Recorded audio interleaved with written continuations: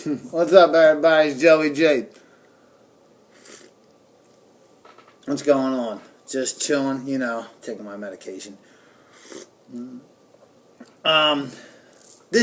Today's title: the best and worst personalities of all pro wrestling, past, present, and future.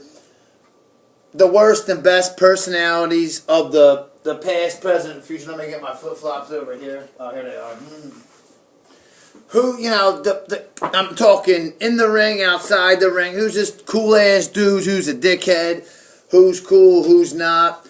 And first on my list, I'm going to have to say he had an alter ego, and I loved him both ways. Shawn Michaels. Probably now the best personality, the most realist guy in professional wrestling. I mean, you could say what you want about the Heartbreak Kid. Oh, he's a dickhead. He was an asshole. Oh, I heard the Hurricane, Shane Helms. Remember? Not Sugar. Shane Helms. The Hurricane. Said, oh, he's a Christian now, but he's saying F this, F that, at catering. He's rubbing up against the divas. Whatever, man. If he did do that, he did. I mean, that's hearsay, and that's the Hurricane. I mean, can you compare the Hurricane to Shawn Michaels? I mean, come on. The Hurricane, Shane Helms. What he used to do? What's up with that? What's up with that? Like, come on, dude. Gay. What do you call it? Shawn Michaels is the greatest in-ring performer of all time. No one can touch him. No one. And yeah, he's had, you know the story about Sonny, and if you don't know it, I'll tell you it real quick. You want to know how he started first banging Sonny? I'll tell you the story. Chris Candido was just a naive little prick. I mean, if you're gonna, yeah, I liked Chris Candido. I liked him. I thought he was an idiot as a body Donna. I liked him in ECW though with the triple threat. Him, Bam Bam, and Shane Douglas. I think Shane Douglas I call him Dick Douglas. Remember when he's Dean Douglas in WWE in '95? He didn't last that long. You know what I mean? He could have made that gimmick work, but he was just an asshole. Troy Martin, you're an asshole. That's Shane Douglas' real name. I've been waiting for you. I saw you at the Armory back in 2012. You didn't want to, you didn't want to have nothing to say to me then. So Troy Martin, this is to you. Joey G to you, Troy Martin. Go manage Walmart, buddy. Okay? It's for real. I mean, I'm not busting, whatever, but you used to be a pro wrestler, now you manage Walmart. You're doing great in life, brother. Used to be a pro wrestler. Shane Douglas, the franchise manager of Walmart. But now you got, where is it? I got this the last time I was at the Final Cut, and his picture's in there. There he is. See him? There he is. The franchise. Look at him. One of the worst personalities, types wrestlers ever. One of the biggest jerk-off dickheads I've ever been near. I remember me and Buddha were at an event in December of 2012 at the Armory in Philadelphia. And Shane Douglas was sitting on this side, and I knew, what would piss him off. You know me. I know where to get people and where to get them. Now, I know what buttons to push to piss them off. And I just started chanting WWE. WWE. WWE. WWE. You know what I mean? That just, gets them indie fans, what I call them, you can't afford a ticket to go see Raw or SmackDown or even go see Impact, so you go to indie shows because that's all you can afford. Hey, I'm Joey G. I tell it like it is. I want to be a jerk off. That's my thing. I love the bad guy. I am the wisest. Bobby Heenan's my hero. I mean, Bobby Heenan's the guy who made me want to be a heel. Just the way he cracked lines. Bobby Heenan is my hero. I don't bring Bobby the Brain Heenan up that much, but he is my hero. I mean, in wrestling, he is my hero. I mean, he's the funniest ever. Commentator, funniest man. He might not have been the greatest manager ever. Maybe. I don't know. That's a different story for a different day. But he's one of the greatest managers of all time, if not the greatest, He didn't manage too many world champions, though. That's the only problem. The only time he did was he was like an advisor, and that was for when Flair was in the WWE. Another personality, Ric Flair. In my view, you cry too much, Rick. You're emotional. You're the Dick Vermeil of the WWE. You're always crying. And when you're not crying, you're criticizing somebody on how much you partied. I mean, in the 80s, this dude was freaking... You think he was just drinking? I mean, he was freaking buying... I heard stories Tully Blanchard say on the set, my mom's a Christian, my family's, I'm a Christian too, watching the 700 Club and Tully Blanchard, he's a born-again Christian, on there saying how many 8-balls Ric Flair, and Arn Anderson, and whoever, well, the Horseman was in with them at that time, Barry Windham, Lex Luger, Sid, whoever, Ole, whoever was the Horseman then. They buy a bunch of coke all weekend. The Horseman would just, party all the time. Terry Taylor told the story. A personality in wrestling, that's just a kiss-up. That's what I call Terry Taylor. If you put a personality, if you have him in a dictionary, and you have personality, you have Terry Taylor, I would have Vince McMahon's ass and Terry Taylor going like that. And you can put his Red Rooster little thing across his head, too, going cock-a-doodle-doo. Or maybe you should have him in front going, no, I don't want to go there. That's rated X. But, what do you call it? It's just, Terry Taylor says his first big match, it was in the Superdome, where they just had WrestleMania 30, which I still think WrestleMania 30 is coming because I thought this year's WrestleMania sucked. But in the Superdome, it wasn't sold out, but there were like 40,000 people there. So Terry Taylor was like, this is my first shot, I'm fighting the NW. This is when the territories were still going. This is before Terry Taylor even came to WWE and became the Red Rooster or anything. This was like 1984, 85, somewhere around there. Flair, the main event was Ric Flair versus Terry Taylor. Terry Taylor was a good wrestler. And just to go off subject for a second, it was tossed around between him and Mr. Perfect, or him and Kurt Hennig, who was going to be Mr. Perfect and the Red Rooster.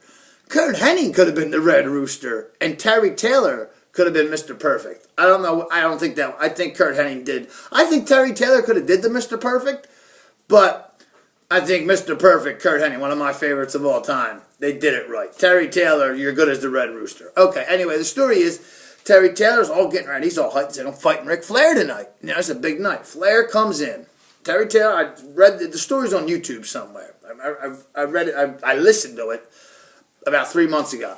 And he said Flair came in looking like hair all over the place, looking like he was partying for like 3 weeks straight. I mean, he even smelt like puke, alcohol, and like piss, and like BO, all. Like he stunk. Like he was like on a run for 3 weeks. And he's coming out of limos with women. He's making out with a girl. He's still got a beer in his hand. And he's got to go on in an hour and a half. The show's like more than halfway done. Terry Taylor's like, this is my shot to finally shine. I mean, people know me as a mid-card wrestler at best. You know what I mean? They know me as this pretty boy. He was young then, Terry Taylor. It was 1984, 1985. He was young then. So he said, Ric Flair says, give me an hour, Terry. I'll be all right. Give me an hour. Flair goes in the back. He's like, give me an hour. He's like, then I had 2 hours to go on. He's like, give me an hour, hour and a half. Let me get an hour, hour and a half nap. Let me get ready. Let me do my stretching. I'll be ready. Terry Taylor says, he's like, why don't you go get me a cup of coffee?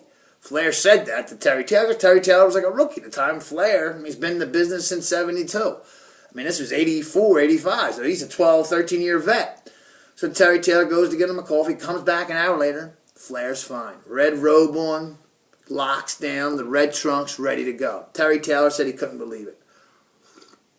Ric Flair went out there and for 40 minutes put on a show and put Terry Taylor over. Flair won at the end, with a... That's back when you can actually pin somebody with the, the scissors going down with the shoulders.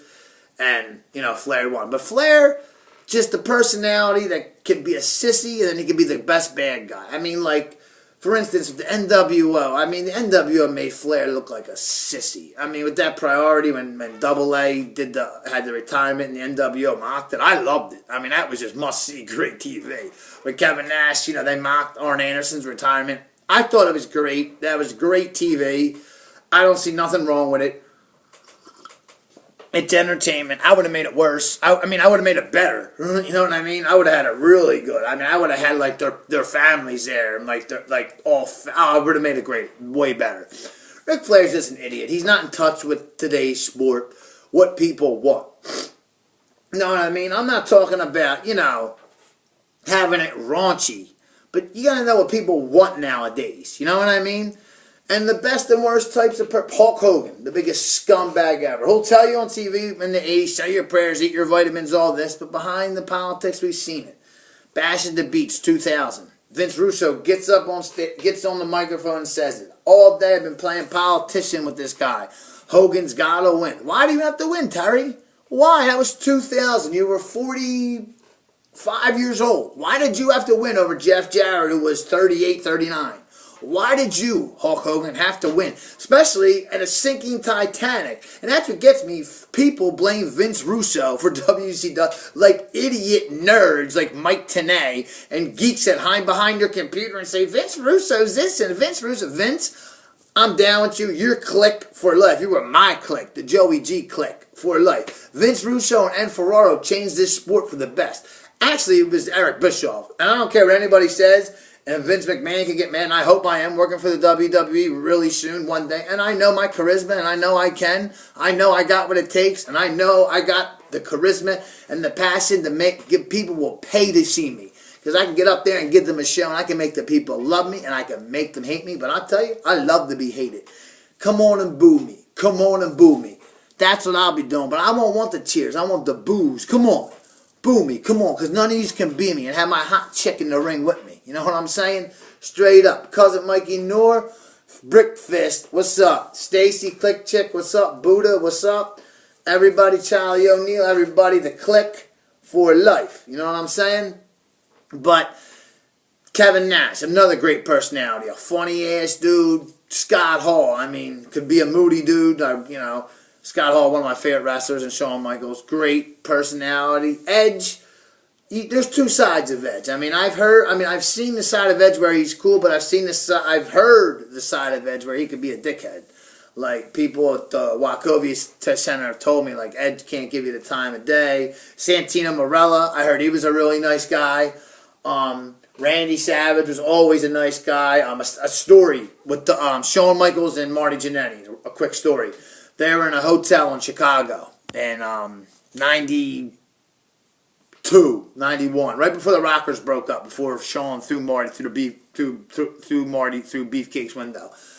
And Shawn and Marty just started beating each other up. Actually, Marty started kicking Shawn's ass. Shawn, I mean, he's my favorite wrestler. I love his wise-ass tactics, but he can't fight his ass off, man. Just like Scott Steiner says, Ric Flair, Triple H, and Shawn Michaels are the three biggest pussies in the world, and they couldn't fight their way out of a wet paper bag. I mean, all three of them.